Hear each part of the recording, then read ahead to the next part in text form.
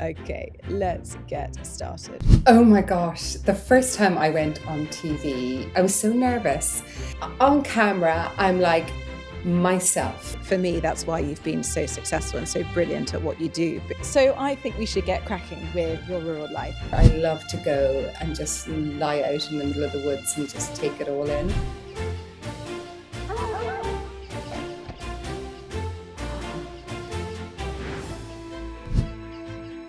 Hello and welcome to the Farmette podcast. I'm your host, Tamara Warhurst, and this is a show where we talk about the importance of the countryside and how it has shaped my guest's life. I have asked my guest to choose from a selection of themes from the countryside that have directly impacted their life. My guest today is an Irish chef, television presenter, best-selling author and food writer known for her vibrant seasonal cooking, inspired by her upbringing in Cork and her love of growing and gathering ingredients. A familiar and always smiley face on television and radio, she shares recipes that celebrate simple, flavour-led food, whether she's cooking at home or on location or hosting in her kitchen. From resident chef on This Morning to hosting numerous series, she has now quite rightly been given her very own television series on ITV called Clodagh at Home. Clodagh McKenna, this is your rural life. Welcome to the Farmette podcast. Oh, thank you, Tamara. So lovely to chat with you this morning. Oh, it's such a treat to have you on today. And I want to start with, you've been in television for a very long time. What surprised you the most about the first time you went on TV? Oh my gosh, the first time I went on TV, Tamara, I was so nervous that the producer told me to put my hands in my back pockets. So Because were you shaking?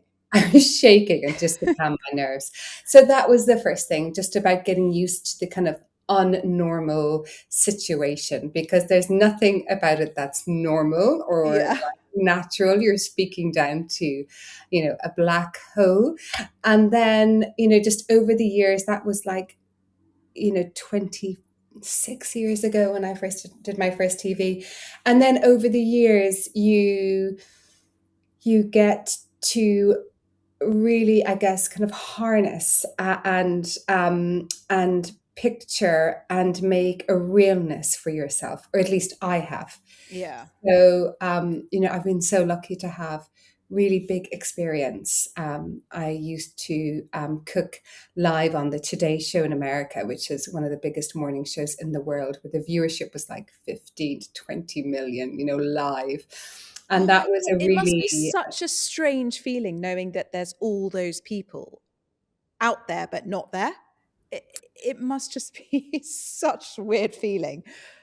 Yeah, so that was a really amazing training for me, because I got to cook alongside presenters had that were like the best live TV presenters in the world. So that was Yeah. like my training of like really proper live and how to handle stress, and then just tips, learning from them, being vulnerable with them when it's off camera, and asking for help and guidance on you know what it is that I should be, looking for. I mean, I just got amazing guidance from so many people. And then somebody, a great presenter, once told me, you have to find your person down the lens that you speak to Yeah. every single time you're on camera, and that person never changes. So take your time to find that person that you really,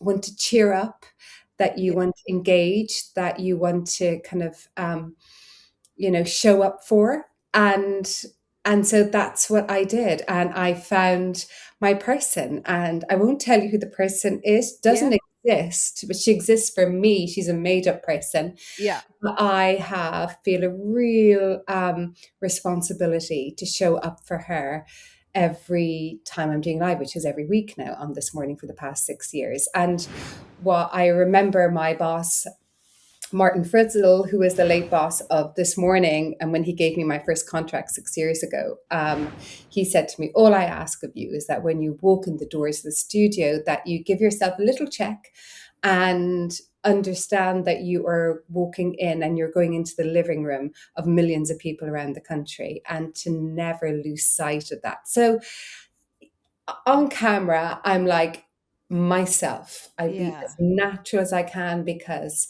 that's the only way that you can stay consistent. And it's the only way I can truly lose my nerves. Other people do it different.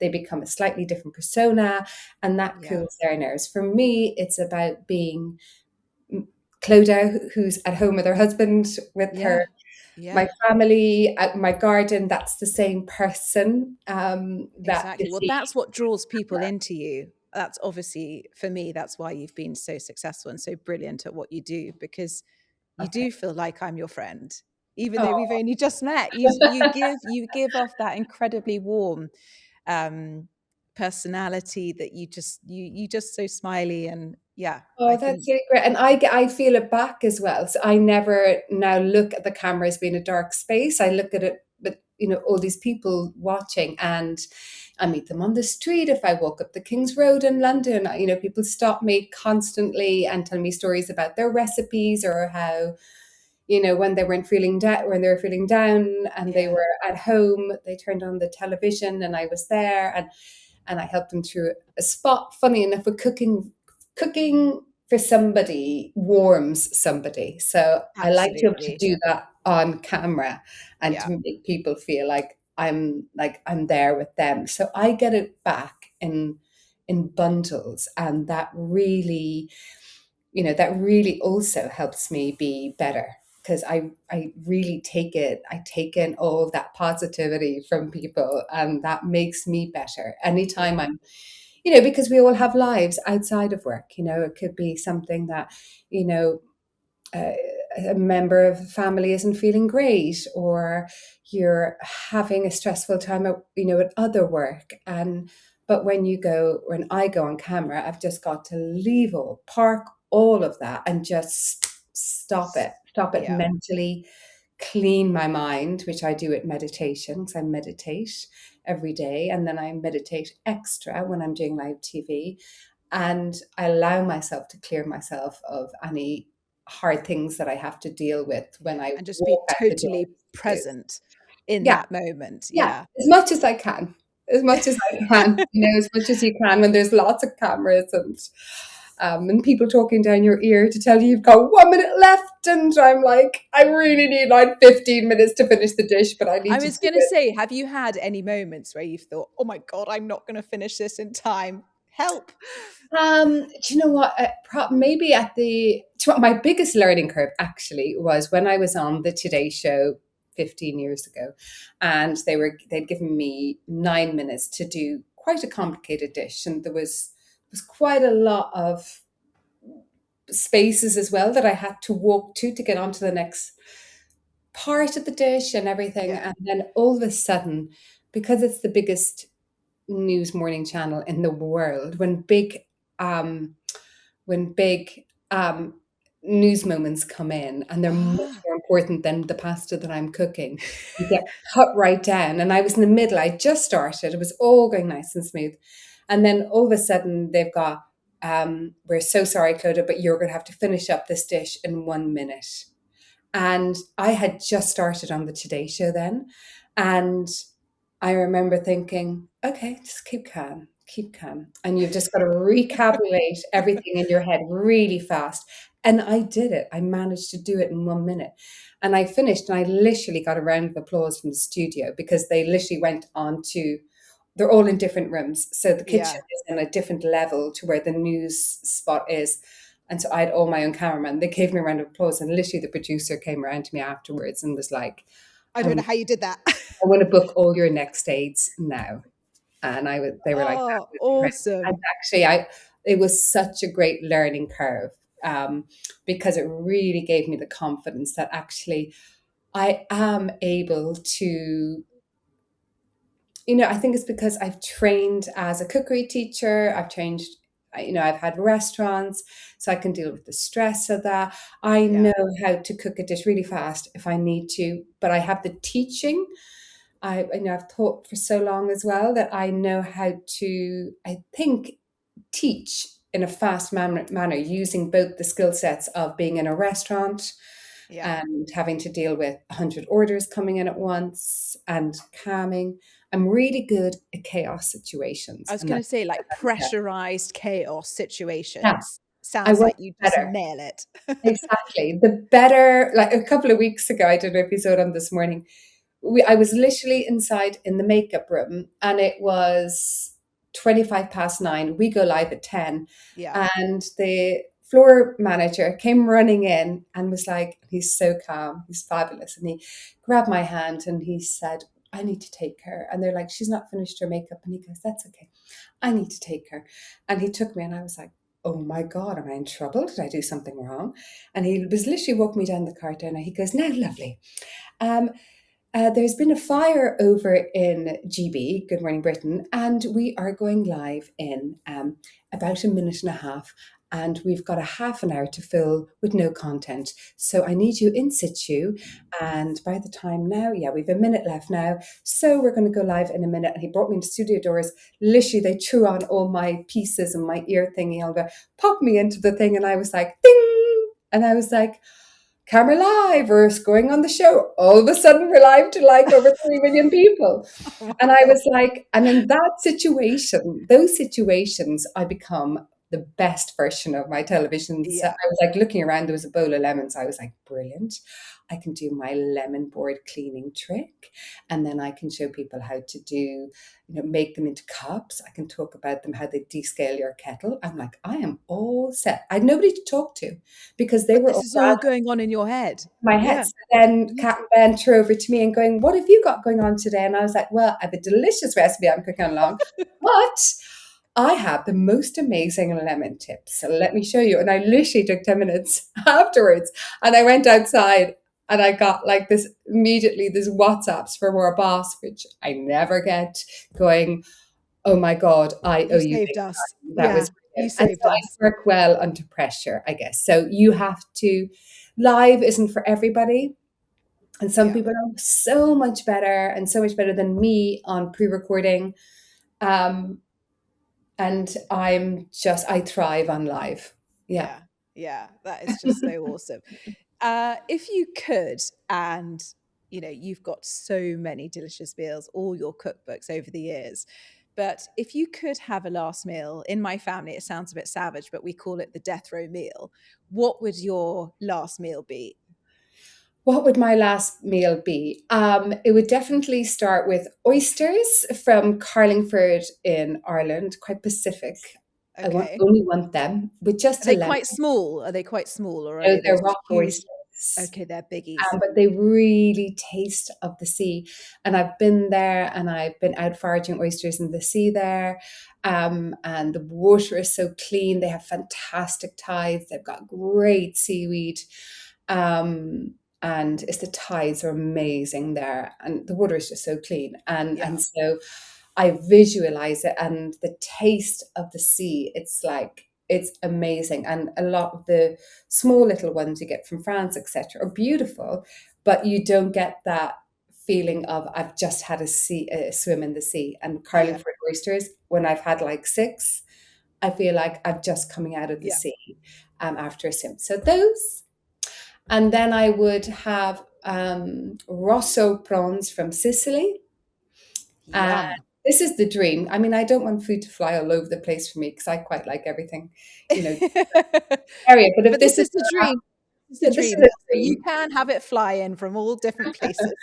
I'd have rosso prawns from Sicily, and then I would make an aioli from the eggs, which I have here. These are all fresh this morning. Eggs fresh this morning.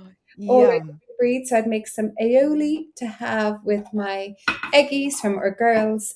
And then I would move on to probably maybe like a borscht from the beetroot, a chilled beetroot soup from or beetroot from the garden. And then I would maybe then have like a rib of beef from our Aberdeen Angus cattle that we keep at the farm. And then what would I have for dessert? probably a tarte tatin. I make a really good apple tarte tatin with lavender ice cream. We always make lavender ice Oh, cream every yum. year in my pickling shed, and apples from our orchard. And then I'd finish up with maybe some handmade chocolate truffles, just pure, no alcohol, nothing, just pure chocolate truffles, and an espresso macchiato. Good to Oh, go. I think I'd quite like to join you for that meal. That Yeah. sounds seriously good. And I'd have a martini with my oysters, probably. Yeah, vodka or gin. Vodka. Nice. Yeah. Shaken or stirred. Stirred and slightly dirty with some 3 olives. Perfect. Yeah. Perfect. Yeah, Do you really nice. find it do you find it hard with your animals? Sort of, you said your Aberdeen Angus cattle. Do they become sort of pets? And then do you find it quite hard to be like, okay, off you go. You're going to be the butchers now. I find it really, Yeah. I find it Yeah. really, really hard, and it never ever gets easy. My nephew and niece, Jake and Zoe, they have this amazing farm as well, over in Highclere Stud, which is now Highclere Valley. And, we talk about how it just never gets easy. Yeah. I get really depressed a few days when I up to it, like really down. I really do. And I really question my morals and God and us as equals on this planet. I go through all of this whole thing. And then when they leave, I'm just drenched. I just find it so hard. And Yeah. it all sounds kind of slightly pathetic, especially if you're vegetarian, and you don't eat meat, probably listening to this. So what I do is, before I make the booking, we've got a really lovely abattoir that only deals with small scale farms like ours, Yeah. because ours is tiny. We Yeah. only have like 6 cows at a time Yeah. and Yeah. 3 piggies at a time. I go on and I make myself look at videos of how animals are treated, for 99.9% of the consumption in the country. Yeah. And I look at that and I think, I'm not supporting that. So I love meat, and I'd find it really difficult not to eat meat. And I Yeah. don't think I could convince my family. So I have a little network locally. And when I got the pigs and the cattle, I said to all my friends and my family locally, I said, I can only do this whole process if you can guarantee me that you will only eat or sausages, bacon, beef, and so on, hams and all the rest. Yeah. And they have followed through with that. So I Oh, feel like in our community, my friends, that we have changed the cycle in our community. yeah. So our animals have the most amazing life, a much, much longer life. They are not stressed. I mean, they literally are lying in the sunshine and rummaging through the woods, or pigs are wild through Yeah. 10 acres of woodland. And our cattle have the most beautiful life, and they're reared outdoor sustainably, um, throughout the whole year. So I really look after our animals, and then we keep our chickens just for eggs, but then once a month, and I only do once a month, and so we only have 12 chickens a year. Yeah. I source my chicken every month from a different farmer, organic farmer that is a small scale farmer, and that's how I do it. I kind of think, if I can share, if I can change or little network, then I'm okay with it. Yeah. But it still never becomes easy. It's still, we're coming up to that period now where our piggies have to go. And it's, again, I could feel myself getting anxious yesterday about it. Yeah. Yeah. It never goes. And I don't know what the big answer to is. I mean, maybe when we, move on to the next world, we'll find out a little bit more. But what I do have is just like a huge respect for animals, and I love them all so much. There are a few of the cows that I could actually never leave go of, and so they've become just grazers, and they just look after the land, because Yeah. cows are incredible at looking after land. I think now the whole myth of of cows being bad for land management is now, thankfully, there's so much more correct information out there, and that Totally. everybody knows it's not the cow, it's the how, and it's how you rear them rather than the actual cow itself. And I used to feel really passionate about it, thinking like everybody's blaming the beautiful cows for all this gas emissions, but it's actually not the cow; it's how you rear them, um, and we're at fault of that, not the cows. Yeah. Yeah, So, exactly. so that's the answer to that question. Oh, good. Um, so I think we should get cracking with your rural life. And I'm going to start with the person that you've chosen today. Who was the person that's taught you about the countryside? Um, God, there's a few people who have taught me about the countryside. Um, but my husband has taught Harry, who grew up where we live. Yeah. He's taught me so much about the wildlife, the woodpeckers, the owls, the birds. What was really extraordinary, the trees. What was really extraordinary when we moved into our property nearly 10 years ago now, and it had been a neglected property for over 100 years, and there was very little wildlife in our area. Okay. And then I would imagine the huge change came after about 4 years. The first thing we did is we put in our beehives. Then we got our chickens. Then we got the cattle to manage the land. We had sheep for a while. And we got the ducks, and lastly was the pigs. But we started planting and growing, and also properly managing all of the woodlands and the trees, really looking after the trees and Yeah. learning a lot about soil and the fungi network underneath the soil. Um, Bob Geldof gave me an amazing kind of like lecture talk when he came down to stay with us. He's a really good friend of mine, about the fungi underneath the soil and the network between all the root systems and everything. And I became obsessed with it, because that's actually the most important thing in your land. You could be doing anything upstairs, but this is actually what you really need to. Wow, I didn't know about this. Yeah, it's amazing. Can you send Bob Geldof to my house? If you Google, there's so many amazing documentaries done on it that can really explain quite a complicated network. We need a whole podcast about it, so I'm not going to. Wow.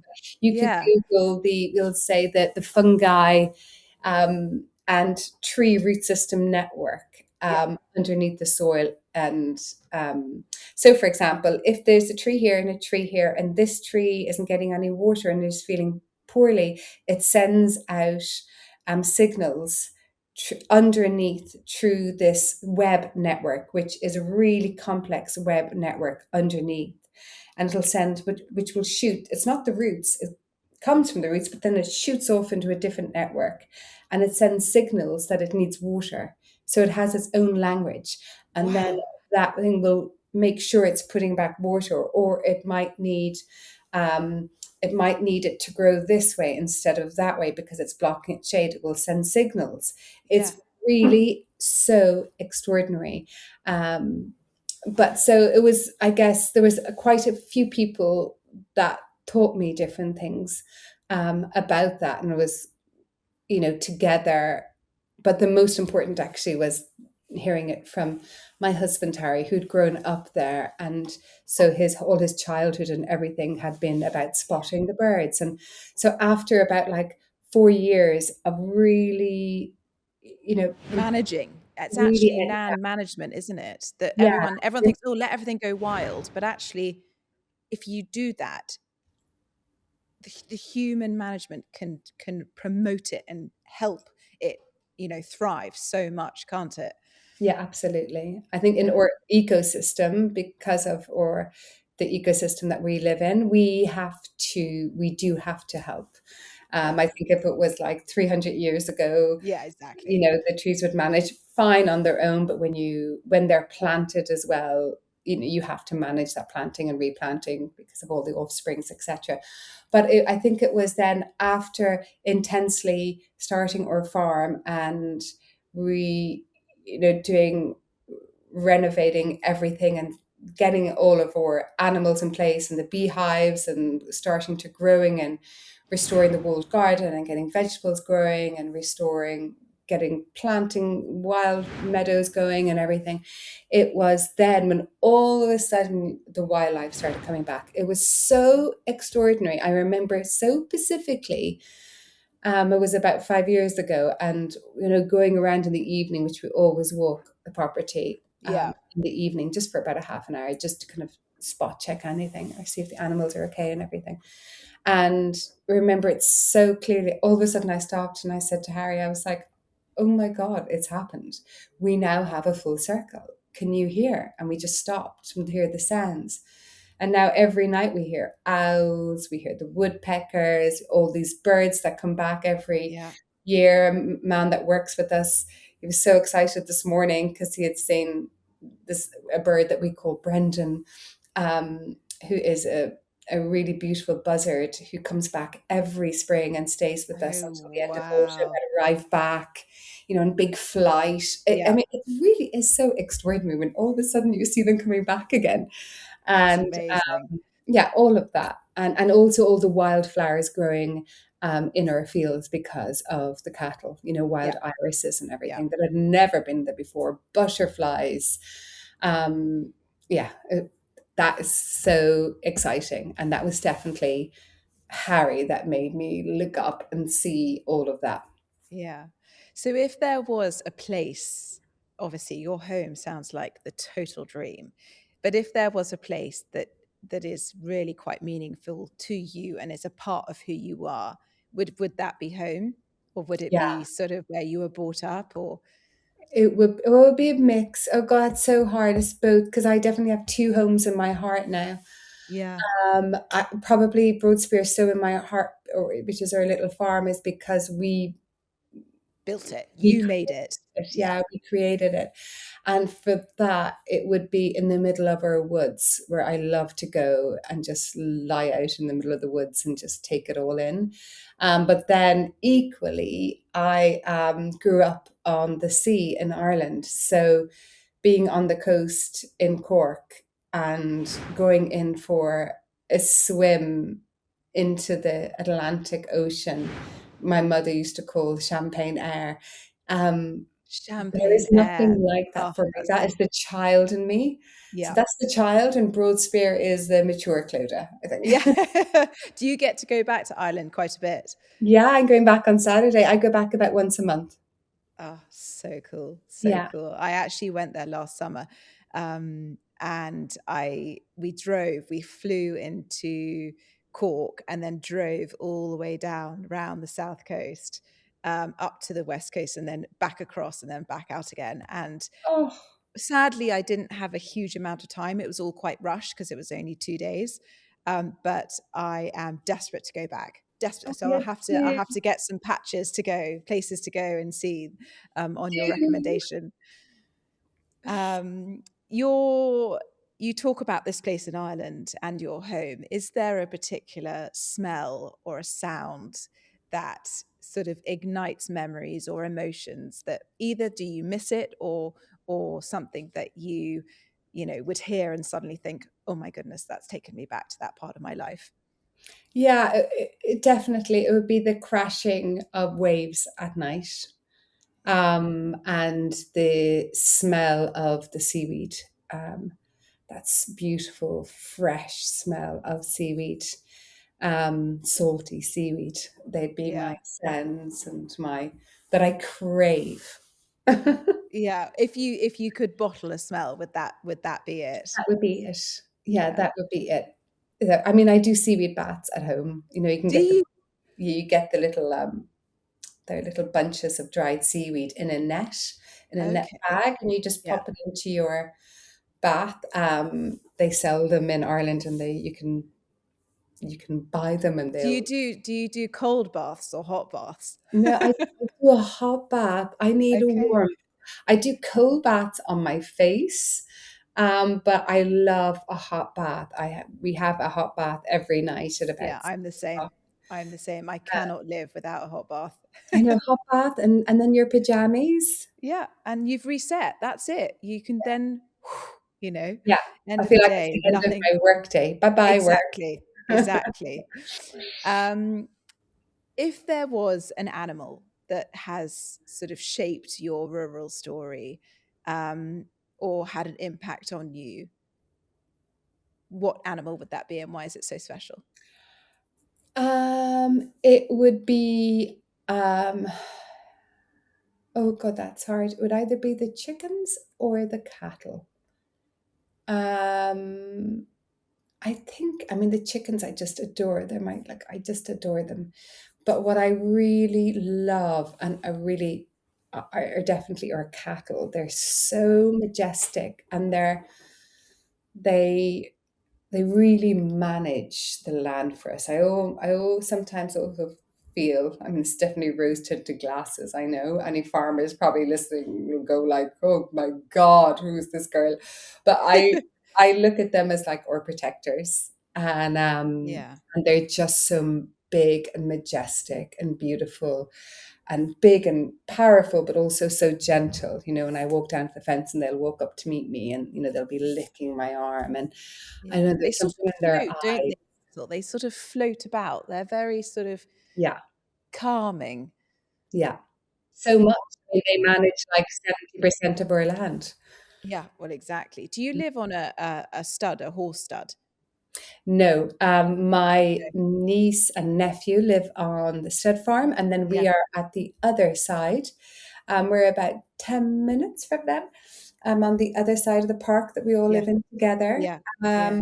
And yeah, Did you grow up with horses? Do you have a love of horses? I have definitely have more of a love of horses because my husband and all of his family work in the horse Yeah. trade and are seriously passionate about it. So I've definitely learned so much about horses through them.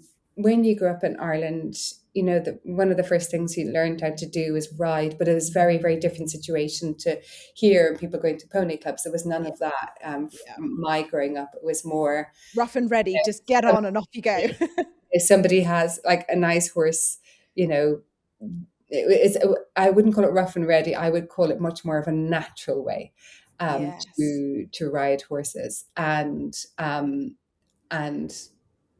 and it was lovely. There was no huge training and no fear, and the fear was taken out for you. So I have that gorgeous love of it, but it was almost like in Ireland because horses are such a huge part of Yeah. our story.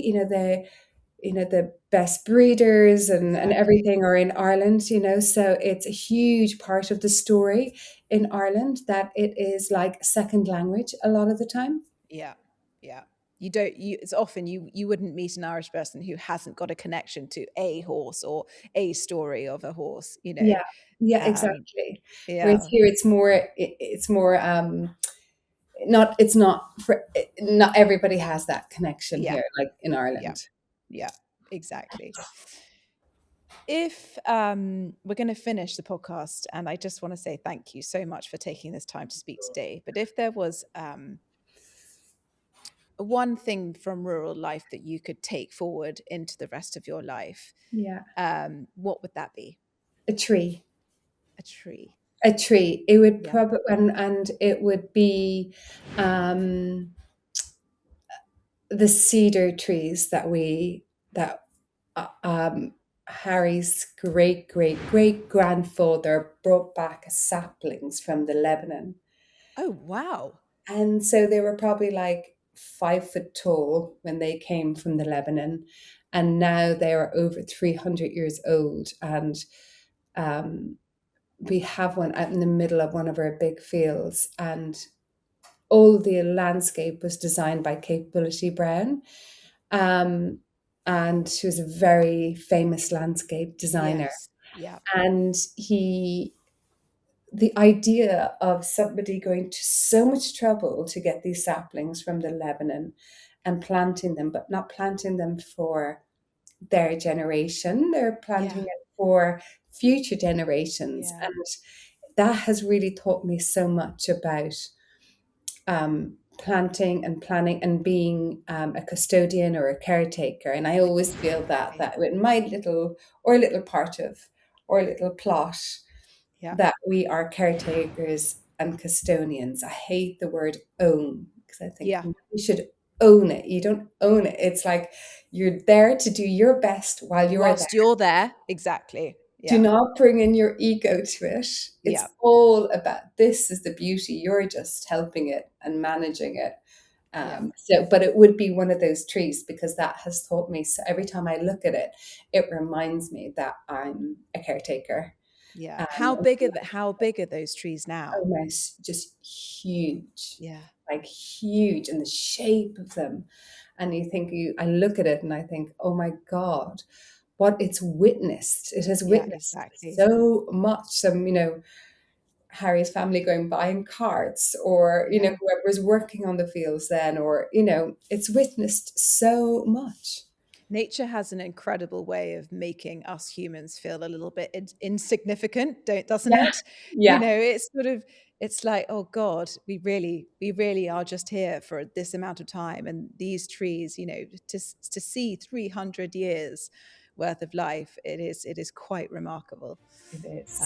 Oh, well, Clodagh, thank you so much for joining me today. It has been a total joy to speak to you and hear all your stories and your rural life. Oh, thank you for having me. Not at all. Thank you so much for listening or watching. Please share and subscribe on YouTube or wherever you get your podcasts, and I will see you next week.